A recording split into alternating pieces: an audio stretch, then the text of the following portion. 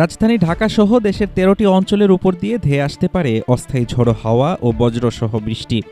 আবহাওয়া অধিদপ্তরের তথ্যমতে মঙ্গলবার দক্ষিণ বা দক্ষিণ পূর্ব দিক থেকে ঘন্টায় ৪৫ থেকে ৬০ কিলোমিটার বেগে বয়ে যেতে পারে এই দমকা হাওয়া।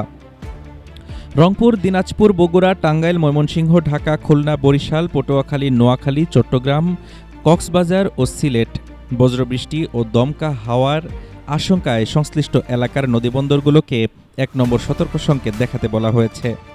বিশেষ করে ছোট নৌযানগুলোকে সাবধানে চলাচলের পরামর্শ দেওয়া হচ্ছে। হঠাৎ আবহাওয়ার এমন পরিবর্তন ও সম্ভাব্য দুর্যোগ এড়াতে নদীপথের যাত্রীদের সতর্ক থাকার তাগিদ দিয়েছে আবহাওয়া অফিস।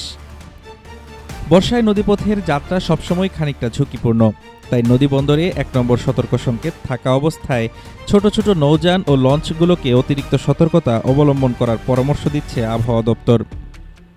আবহাওয়াবিদরা জানিয়েছেন, উপকূলীয় ও অভ্যন্তরীণ নদী অববাহিকায় এমন বৈরী আবহাওয়া আরও কিছু সময় স্থায়ী হতে পারে, তাই সংশ্লিষ্টদের আবহাওয়া সতর্কবার্তার দিকে নজর রাখার নির্দেশ দেওয়া হয়েছে।